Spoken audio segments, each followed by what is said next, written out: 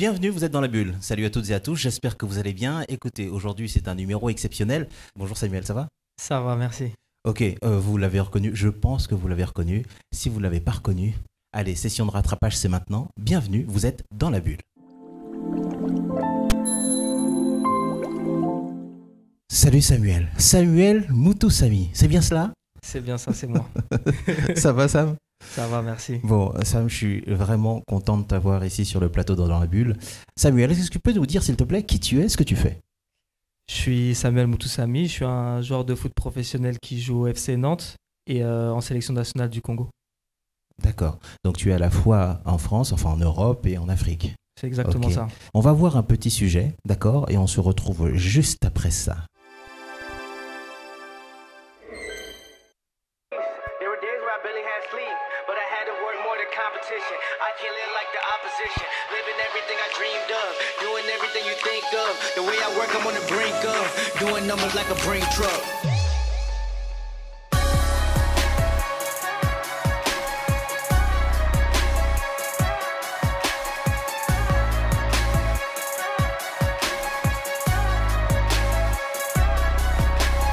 Raised in the belly of the beast. There were days where I barely had sleep, but I had to work more than competition. I can't live like the opposition, living everything I dreamed of, doing everything you think of. The way I work, I'm on the brink of doing numbers like a brink truck.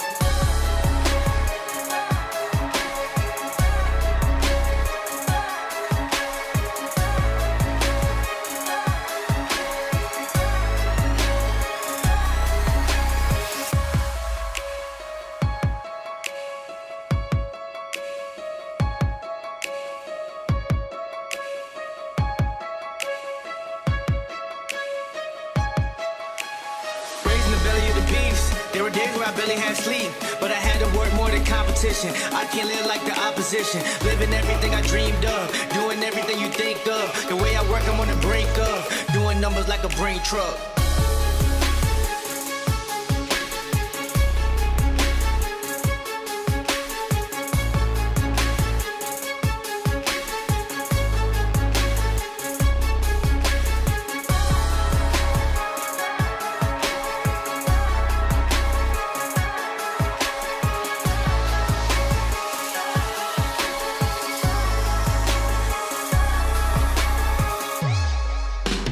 Raised in the belly of the beast. There were days where I barely had sleep, but I had to work more than competition. I can't live like the opposition, living everything I dreamed of, doing everything you think of. The way I work, I'm on the brink of doing numbers like a brink truck.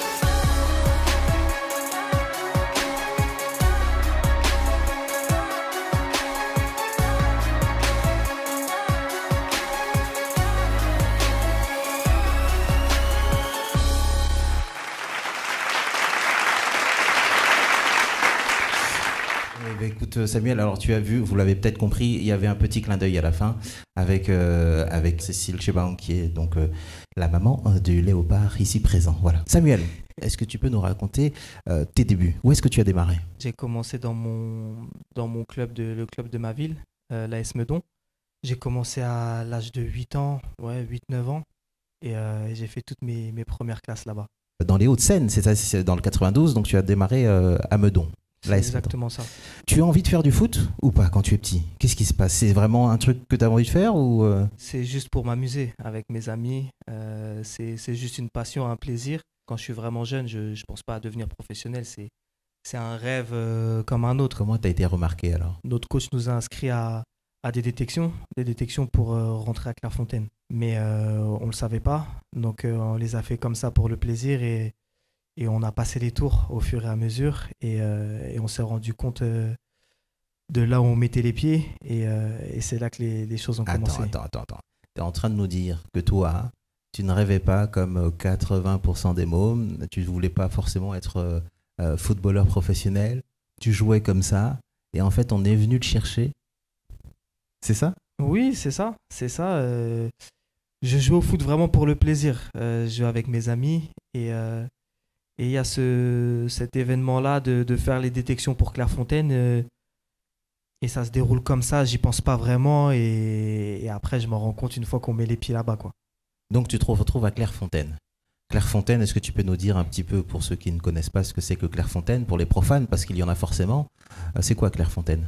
C'est l'Institut national du football. En fait, c'est un centre de préformation pour les jeunes de France qui se préparent à devenir professionnels et surtout pour signer dans les clubs et les centres de formation professionnels de toute la France. Samuel, c'est pas pour les jeunes de France, c'est pour les meilleurs de France, on est d'accord? Oui, c'est ça, c'est pour les meilleurs. En fait, c'est toute une sélection qui se déroule quand on a à peu près 12 ans. C'est une sélection qui se déroule sur toute l'année, où il y a toute une sélection et plusieurs détections pour voir les jeunes et qu'ils puissent montrer leur talent et être sélectionnés. Donc, tu te retrouves là parce qu'on t'a inscrit, finalement tu fais le job, ça se passe bien, tu intègres Clairefontaine. Comment ça se fait là, tu as compris que dans la bulle, on parle du parcours de l'homme. Quel effet ça fait, le parcours de l'homme? Comment est-ce qu'on est arraché de sa maison à 12 ans, 13 ans? Qu'est-ce qui se passe? Comment tu le vis? C'est vrai que c'était pas évident. C'était pas évident au départ parce que tu es arraché de ton cocon familial et tu passes la semaine dans un internat.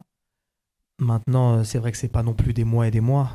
C'est juste une semaine et on rentre le vendredi pour jouer dans son club et voir sa famille.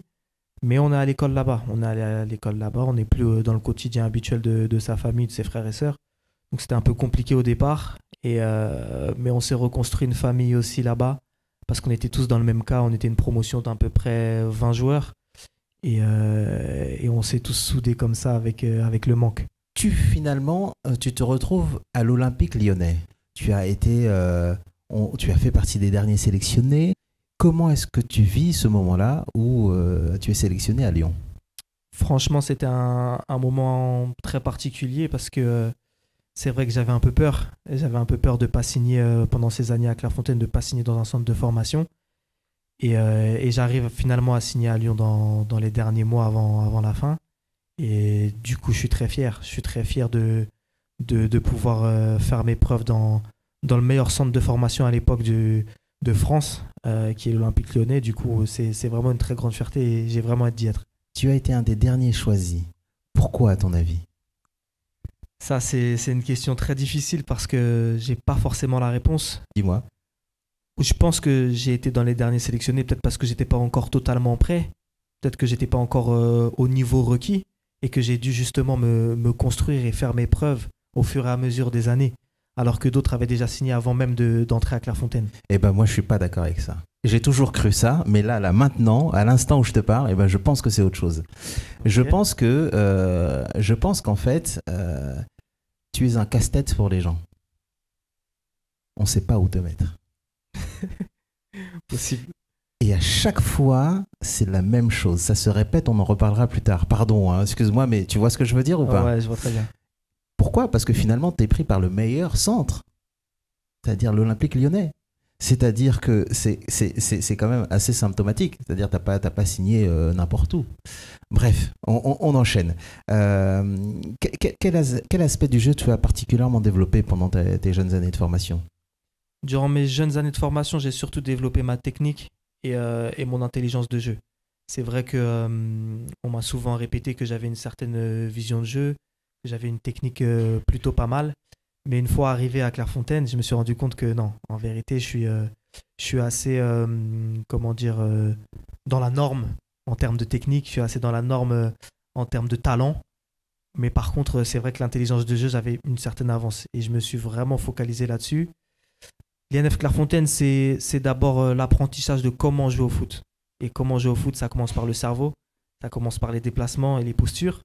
Et c'est là-dessus que j'ai énormément progressé. Après, évidemment, la technique, ça, tout le monde l'a un petit peu. Mais après mon passage à Clairefontaine, j'étais vraiment, vraiment sûr de moi. Donc, ça veut dire que, en fait, l'intelligence de jeu, pour ceux qui ne comprennent pas, parce que pour la majeure partie des gens, jouer au foot, c'est taper dans un ballon et voilà. Ok, pardon, hein, je caricature, mais c'est un peu ça. L'intelligence de jeu, c'est quoi? C'est anticiper les déplacements, c'est savoir qui, quoi, comment, à qui je vais envoyer la balle à tel moment. Quand on regarde là, dans cette vidéo, on regarde les passes que tu fais au millimètre, quasiment. C'est-à-dire que tu anticipes, tu lui dis, je te passe la balle pour que tu ailles à ce point-là. Oui, en fait, l'intelligence de jeu, c'est réfléchir plus loin que ce que tu vas faire tout de suite. Ça veut dire que soit tu anticipes, donc tu anticipes, ça veut dire que tu vois un petit peu avant, soit tu anticipes ce qui va se passer après. Donc quand tu fais la passe, c'est faire la passe au bon moment pour que ton coéquipier puisse enchaîner de la meilleure des manières. C'est se placer à un endroit parce que tu sais que tu vas recevoir la balle à cet endroit-là. C'est se rapprocher d'un adversaire parce que tu sais justement que tu vas pouvoir récupérer la balle à cet endroit-là et que le ballon va venir là.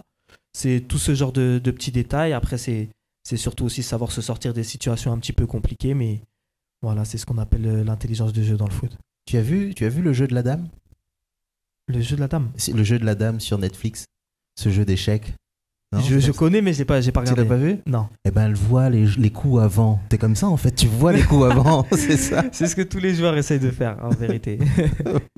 Est-ce que tu peux me dire, s'il te plaît, comment ça s'est passé une fois que t'es à Lyon? Tu te retrouves au FC Nantes. Qu'est-ce qui se passe? Ce qui se passe au départ, c'est que je fais une formation totalement complète, où ça se passe très très bien. Je fais toutes mes classes surclassées, en vérité. Donc, je joue dans les équipes qui sont au-dessus de ma catégorie pendant toute ma formation. Et ça se passe très très bien. Ça se passe très très bien. On fait une finale de Gambardella. On a une génération qui est vraiment de qualité, où on fait de très belles choses. Mais au terme de mon contrat stagiaire pro, c'est-à-dire le contrat qui te met en réserve professionnelle. Donc tu passes 2 années où tu es entre les professionnels et les jeunes. Et à la fin de ce contrat-là, je signe pas professionnel parce que le club ne veut pas me faire signer. Mais j'ai la chance de pouvoir avoir d'autres clubs qui sont sur moi à ce moment-là et je signe au FC Nantes à ce moment-là. Ton style de jeu, tu le définis comment? Moi, je suis un milieu de terrain récupérateur, un milieu défensif. Ah ouais, d'accord. Bon, moi je comprends rien. Explique-nous ça comme un gamin de 4 ans. Milieu défensif, on va dire ça comme ça. C'est le poste où ce qu'on te demande de faire, c'est de récupérer la balle. Récupérer la balle au milieu du terrain, d'être dans les duels, d'être dans l'équilibre de ton équipe et de relancer le jeu. Donc souvent, le ballon il passe par toi au départ pour organiser les attaques. Et défensivement, tu es souvent dans les zones où tu dois récupérer le ballon. C'est-à-dire que ce qu'on a vu là, les vidéos qu'on a vues il y a quelques instants, ça veut dire que si on ne voit pas de but comme Mbappé, etc., parce que en préparant l'émission, j'ai montré cette vidéo à mes enfants. Et il me dit, mais il n'a pas marqué de but. C'est des trucs ratés. Alors je lui ai dit non. Parce que son job, c'est autre chose. Ton job, c'est de récupérer la balle et de la distribuer. C'est exactement, c'est exactement ça. Ok, c'est pour ça. Donc chacun a son poste. Donc quand on dit milieu défensif, c'est ça. C'est ça. Quand on dit milieu défensif, c'est le milieu qui se situe juste devant la défense et qui essaie de récupérer les ballons pour alimenter ses attaquants, pour alimenter le jeu de l'équipe. Est-ce que dans tes pairs, tu as quelqu'un, un milieu défensif que tu admires particulièrement? Dans ma jeunesse, c'était d'abord Claude Makelele. C'était vraiment le joueur qui me fascinait par sa capacité justement à récupérer la balle, mais aussi et surtout à la distribuer. Ça veut dire qu'il savait toujours à qui faire la passe, quand, comment, avec quel dosage. Il avait cette qualité technique qui lui facilitait pour le jeu offensif. Claude, salut, monsieur Claude Makelele. Je te fais un petit coucou parce que si tu te souviens de nos jeunes années, quelles sont les différences principales, selon toi, entre le football européen et le football africain? Les différences pour moi, elles sont multiples, mais la première et la plus flagrante pour moi, c'est que le football africain il est plus instinctif. Il est plus porté sur l'offensif. Le football européen, il est plus basé sur la tactique et sur des choix qui sont un peu moins instinctifs, qui sont un peu moins basés sur le talent, entre guillemets. Alors, attends.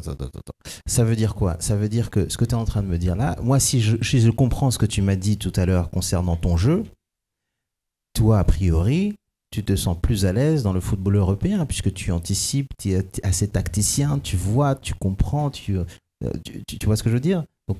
Ouais, je vois. Après, c'est en fonction aussi des qualités de chacun. Mais c'est vrai que le football européen, il a cette particularité d'être plus focalisé sur la tactique, de moins s'ouvrir. Donc c'est vrai que c'est un jeu qui est un peu plus basé sur vraiment les anticipations, etc. On verrouille quoi. On verrouille. C'est moins ouvert. D'accord. C'est moins ouvert. Et donc du coup, dans le football africain, on va à l'offensif, donc on laisse des espaces et on verrouille moins. Et donc, C'est ça. Après, c'est une question de préférence. Mais Toi, tu préfères quoi? j'aime le mix des deux, en fait. Ah. C'est ça que j'aime. Quelles sont tes relations avec le sélectionneur? J'ai de très très bonnes relations avec le sélectionneur Sébastien Desabre qui m'a fait confiance et qui m'a fait jouer. Et évidemment qui a fait progresser aussi toute la sélection et toute notre équipe. Et grâce à lui, on est arrivé là où on est aujourd'hui. Et vraiment, j'ai une très bonne relation. Je le remercie beaucoup pour tout ce qu'il a fait pour moi. Et j'essaie de lui rendre ça sur le terrain. Qu'est-ce qui fait qu'un jour, on est à Lyon, on est à Nantes, et un jour, on se dit, je vais jouer pour la sélection de mon pays d'origine? Quel est cet appel? Pour moi, ça a vraiment été l'appel du cœur. J'ai pas réfléchi. J'ai tout de suite pris la décision de représenter le Congo. C'est vrai que j'ai fait quelques catégories de jeunes en équipe de France, mais j'ai toujours été attaché au Congo. Ça fait partie de moi. J'ai aussi cette éducation-là, donc pour moi, c'était une évidence. Tu sais qu'en ce moment, il y a un petit bordel là, avec ces joueurs qui sont appelés mais qui refusent la sélection. T'en penses quoi? Je pense que c'est un choix totalement personnel. Maintenant, dans ma position, j'appelle tous les joueurs binationaux à jouer pour leur pays d'origine. Parce que c'est ce qui va faire que le football africain va grandir et qu'on va être reconnu à notre juste valeur. Si les joueurs et les meilleurs joueurs qui sont dans les meilleurs championnats, c'est-à-dire les championnats européens, ça c'est un fait, ils décident de jouer pour leur sélection d'origine et leur sélection du pays, ça va changer la donne. Donc forcément, moi, c'est ce que je préfère. Après, le choix, il est personnel, ça doit venir du cœur, ça ne doit pas être un choix par défaut. Si tu préfères jouer pour ton pays d'accueil, entre guillemets, c'est-à-dire le pays où tu as grandi, c'est ton choix, il faut le respecter. Mais j'appelle tout le monde à jouer pour sa sélection d'Afrique. Oui, mais Samuel, tu nous parles d'AS Meudon tout à l'heure. Tu es né ici, tu as grandi ici, tu as vécu ici. Ton pays, c'est la France. Oui, mes deux pays. J'ai deux pays, j'ai cette chance. C'est vraiment une chance incroyable que j'ai d'avoir cette possibilité-là et cette diversité-là. Mais mon choix du cœur, ça a toujours été le Congo. Je me sens congolais. J'ai ce lien très fort avec ma famille. J'ai ce lien très très fort avec ma mère et mes grands-parents. Donc c'est quelque chose de très fort pour moi. Quand j'ai eu cette possibilité, j'ai même pas hésité une seconde parce qu'en fait, moi, depuis que je suis petit, je suis la sélection nationale. Je suis attaché à la sélection nationale. Je regarde avec mes amis quand on était petits, on regardait toutes les CAN. On regardait le Congo jouer. On était inspiré par les joueurs congolais qui réussissaient en Europe. Pour moi, c'est une évidence. Comment sont tes relations avec les supporters congolais? J'ai de très très bonnes relations avec les supporters congolais. Ils m'ont tout de suite adopté. Je me souviens d'un match de ma première sélection à Amiens où je jouais et il y a eu des chants en mon nom. Franchement, j'étais choqué. Je ne m'attendais absolument pas. Et depuis ce jour-là, on a une très belle relation. Et évidemment, ils sentent que je moule le maillot, que je donne toute mon âme sur le terrain et j'essaie de leur rendre tout ce support qu'ils me donnent. On continue sur le Congo précisément, sur cette fameuse CAN. Mais avant ça, on va regarder un petit sujet et on revient juste après.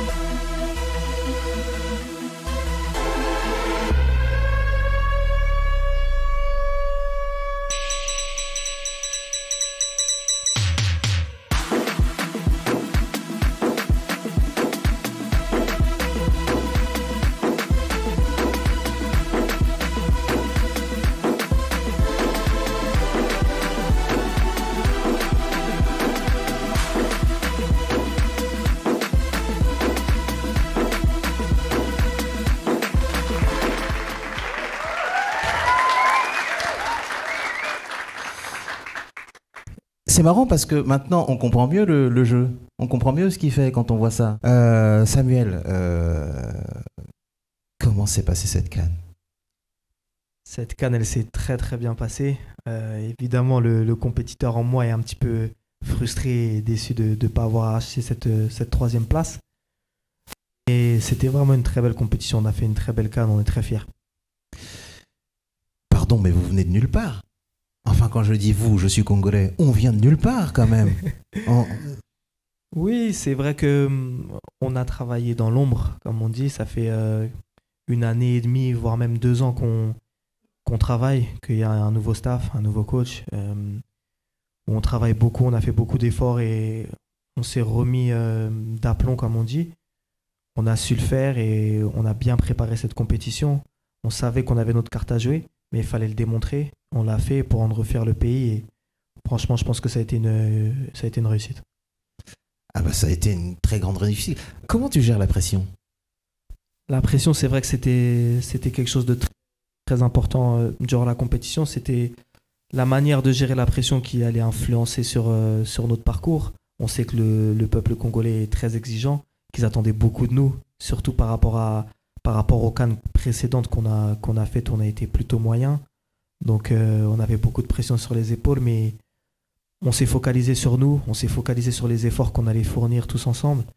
Moi particulièrement, je me suis vraiment focalisé sur le fait d'être un bon coéquipier, d'influencer le collectif de la meilleure des manières. Et c'est comme ça qu'on a réussi à passer les poules, c'est comme ça qu'on a réussi à passer les 8e, les quarts. C'est vraiment cette force collective qu'on a dégagée et on a su garder ça jusqu'au bout et je suis très fier de ce qu'on a fait. Sam, je parle de la pression. À quel moment tu te dis, au moment où il y a égalité, on est aux prolongations, on passe au tir au but, je savais que tu allais être le premier à tirer.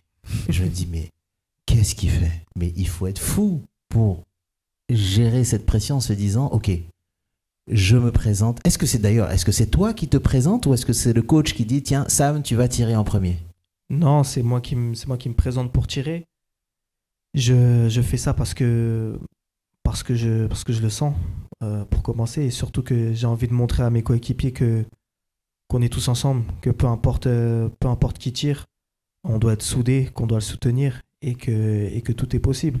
Maintenant, moi, j'avais très envie d'aider l'équipe, j'avais envie de soulager peut-être les joueurs qui auraient plus de pression, de voir que je me désigne tout de suite.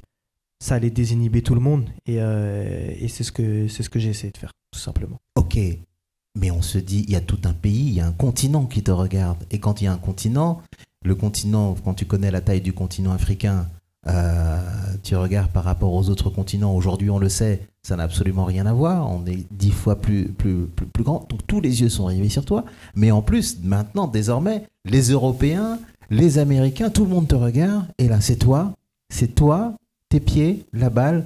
Et comment tu gères ça? Ça, je veux rentrer là-dedans pour que tu nous dises comment tu fais ça. Franchement, honnêtement, j'essaie de faire abstraction de tout ça.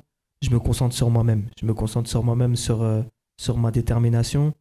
Et quand je pose la balle pour aller tirer, tout ce que j'ai en tête, c'est d'arracher le gardien. Donc, la vérité, c'est celle-là.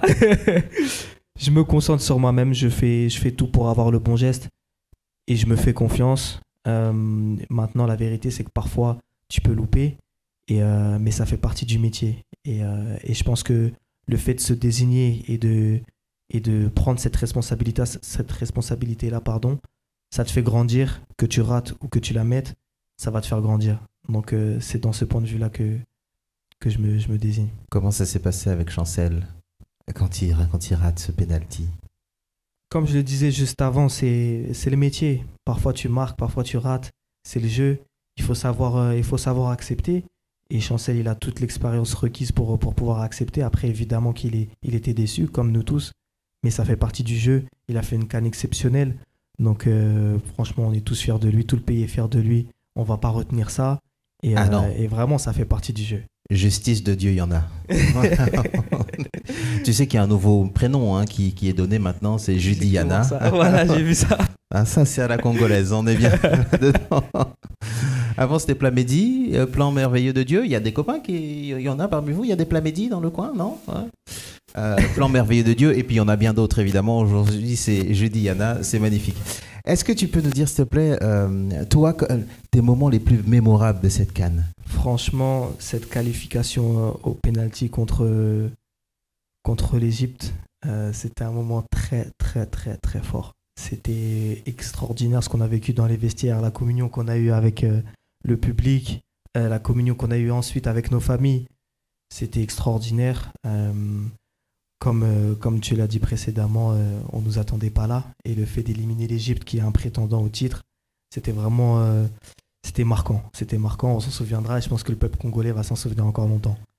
Ah bah oui, il y a même eu des citations bibliques, on n'en dira pas plus. Hein. Les Égyptiens que vous verrez. Vous êtes dans les vestiaires, ça se passe bien, c'est la liesse, etc. Et puis vous avez l'honneur, on en parle 2 secondes, mais d'avoir le président en personne qui vient vous féliciter. Ça fait quoi? Franchement, ça fait chaud au cœur.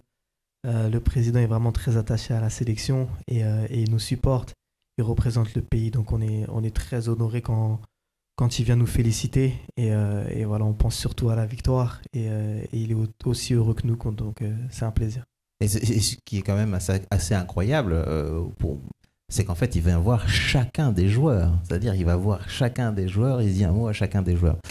Quelle leçon, là, toi, tu tires de cette Coupe d'Afrique? Franchement, en tant que footballeur et en tant qu'homme, les notions de solidarité, les notions collectives de savoir se soutenir, d'être une famille, c'est des choses primordiales dans la vie. Et on a eu cette osmose. C'est ce qui fait la force d'un groupe, que ce soit en club, que ce soit en sélection nationale ou dans la vie. Quand tu sais que tu peux compter sur ceux qui sont avec toi, ça change tout. Et là, on savait que chacun pouvait compter sur son coéquipier, que malgré les moments difficiles, on allait tous se soutenir. Dans les matchs difficiles, dans les temps difficiles qu'on a eu durant les matchs, on s'est soudés, on a été très solides. Et franchement, c'est ce qui fait toute la différence. Et le 12e homme, comment il était? Extraordinaire. Extraordinaire comme toujours. On a un lien très particulier avec les supporters, évidemment qui sont très exigeants, mais ça fait partie du jeu. On sait tous qu'ils nous aiment profondément et qui font le maximum pour nous soutenir. Et c'est ce qu'ils ont fait durant toute la compétition. Est-ce que tu as quelque chose à leur dire là, aux supporters? Regarde, il y a la caméra là. Si tu as un truc à dire aux supporters, qu'est-ce que ça serait? D'abord, je leur dirais merci pour tout le soutien qu'ils nous transmettent et la force qu'ils nous donnent. Et que comme je le disais précédemment, on est une famille, que ce soit les supporters, les joueurs. Et dans une famille, il faut se soutenir même dans les moments difficiles. Donc j'espère qu'ils seront là, j'en suis convaincu d'ailleurs, qu'ils seront là dans les moments difficiles et qu'on va aller le plus loin possible tous ensemble. Ok, donc on compte sur vous évidemment, continuez à soutenir les Léopards. Ça fait quoi de savoir que tu es appelé double poumon, triple poumon? Non, c'est très flatteur, c'est très flatteur. On sait très bien que le peuple congolais est très ingénieux et a toujours beaucoup d'inspiration pour valoriser ses joueurs. Et ouais, c'est très flatteur pour moi. En plus, ça valorise mes qualités, donc je vais pas me plaindre. Alors, pour celui qui ne comprend pas ce que veut dire double poumon, ça veut dire quoi? En fait, ça veut dire qu'entre... a priori, normalement, on a 2 poumons tous. Hein, ouais, mais, tout le monde. Mais bon, on comprend l'idée. Ouais. La double paire de poumons. Ouais, bah en fait, c'est par rapport à mon volume de jeu et par rapport au fait que durant la compétition, j'ai enchaîné tous les matchs. J'ai joué tous les matchs 90 minutes et plus. Et entre guillemets que je suis infatigable. C'est absolument pas le cas. Je suis complètement mort à la fin des matchs, mais voilà, ça met en valeur cette qualité-là. Mais tu donnes tout. Oui, je donne tout. Ok, quelles sont tes passions en dehors du football? Si je te dis, Sam, viens, on part, on va faire une randonnée. Mais non. Si. Mais toi, t'es un dingue. Ouais. Non, franchement, j'aime beaucoup. Moi, j'aime beaucoup la nature. Déjà, j'aime tous les sports. J'aime le foot, j'aime le basket, j'aime le tennis. Je suis un sportif dans l'âme et j'aime aussi beaucoup la nature. Donc, j'aime beaucoup les voyages, j'aime beaucoup la montagne, j'aime beaucoup la mer. J'aime les belles forêts tropicales. Moi, je suis un amoureux de la nature. Donc, toi, je te dis, viens, Sam, on va faire une randonnée. Ouais, avec plaisir. Bon, je suis pas sûr qu'il y en a beaucoup qui te suivent sur ce coup-là. Qu'est-ce que tu dirais à Samuel qui avait 8 ans? Attends, pardon, j'ai une autre question juste avant ça. Tu fais une CAN exceptionnelle. Tu joues tous les matchs. Et internationalement, on te voit, on te reconnaît. Tu arrives dans ton club, tu es sur le banc. Comment tu vis ce moment? C'est vrai que c'est frustrant. C'est frustrant, il y a cette frustration. Je suis un compétiteur, j'ai envie de jouer. J'ai envie de jouer les matchs, de les commencer, de pouvoir apporter ma pierre à l'édifice dans une équipe et dans mon équipe. Maintenant, ça fait partie du métier. Ça fait partie du métier. Et c'est mon rôle en tant que joueur et en tant qu'homme d'être capable, au moment où on va faire appel à moi, d'apporter à l'équipe et d'être bon. Ça fait partie du métier de footballeur. Peu importe les circonstances, ton métier, c'est d'être performant. Donc si tu ne commences pas, ça fait partie du métier. Un jour, tu vas commencer, un autre jour, tu ne commenceras pas. À toi d'être performant pour gagner ta place. Et c'est ce que je fais au quotidien. Samuel, on revient à ce qu'on disait tout à l'heure. Tu prouves à chaque fois. L'année dernière, on est venu te chercher. On t'avait mis sur le banc. Il y a l'entraîneur Aristoui qui te connaît bien, très bien, qui vient te récupérer, qui te met capitaine parce qu'il sait l'influence que tu as sur l'équipe pour ne pas descendre en deuxième division. Il te prend, tu es capitaine, vous remontez, vous sauvez le truc. Et tu reviens et on ne te met pas titulaire. Qu'est-ce que c'est que ce truc? Ça fait partie du football. Pardon. Je m'adresse au coach. C'est quoi cette idée? Comment ça? Je comprends pas. Pardon, moi je ne fais pas de foot, c'est pour ça que je me permets de... Je comprends pas. Je ne comprends pas. Pardon, ça fait partie des injustices. Donc tu le vis comme une injustice? Parfois, mais ça c'est que mon sentiment personnel. Pour le staff ou les coachs ou peu importe, eux ils ne le voient pas comme une injustice. Ils font leur choix et ça fait partie du foot. C'est à moi de le respecter. À moi de le respecter et d'être performant quand je rentre. Il faut savoir gérer ce genre de situation. Quand tu joues pas, il faut savoir rentrer et être bon. Quand tu joues, il faut être bon parce que sinon tu peux sortir. C'est comme ça. Moi ça mérite des applaudissements quand même. Vous pouvez y aller, hein.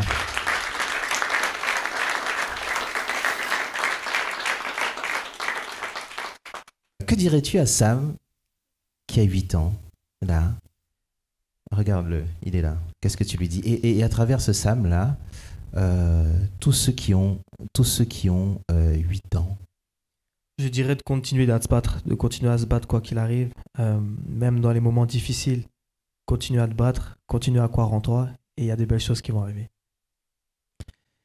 Sam, de quoi est-ce que tu es le plus fier?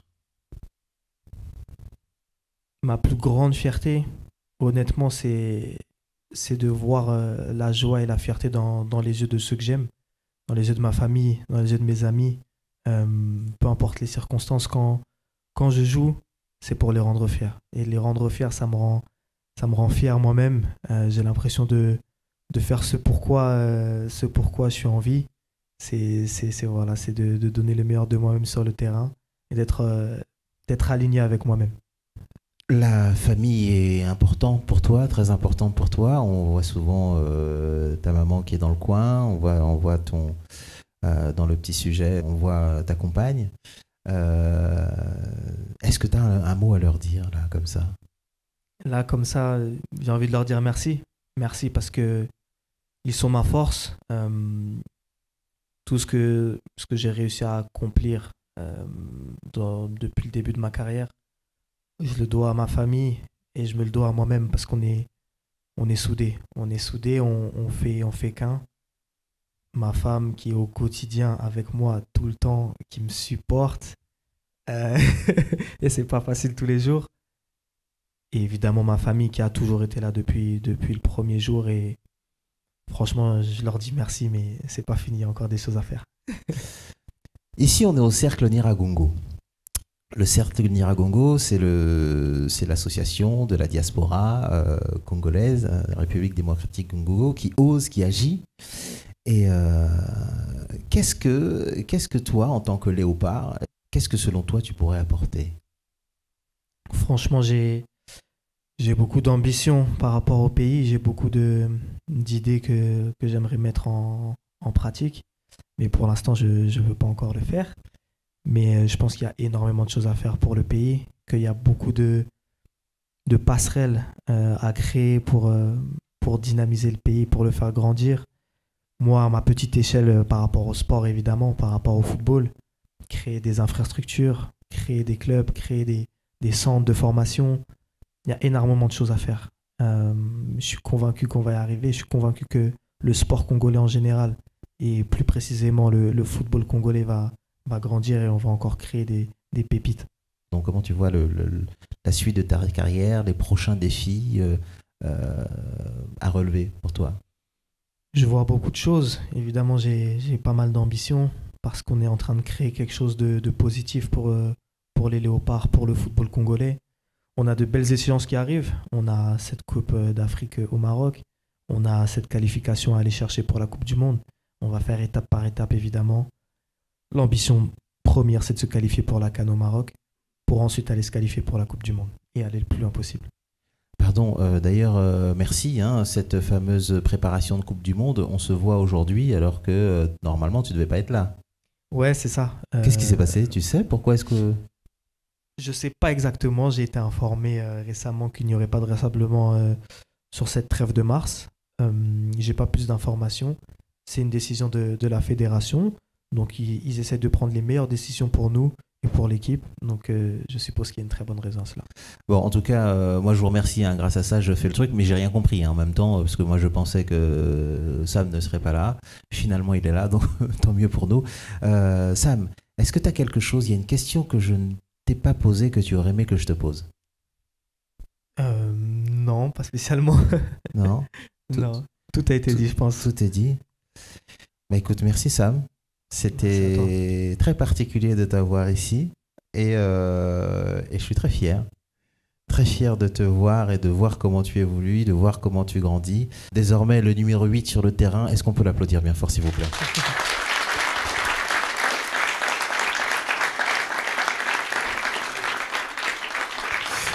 Bien.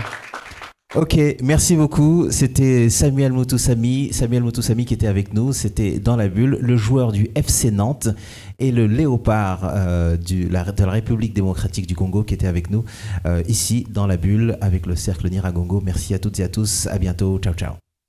Salut Sam. Salut.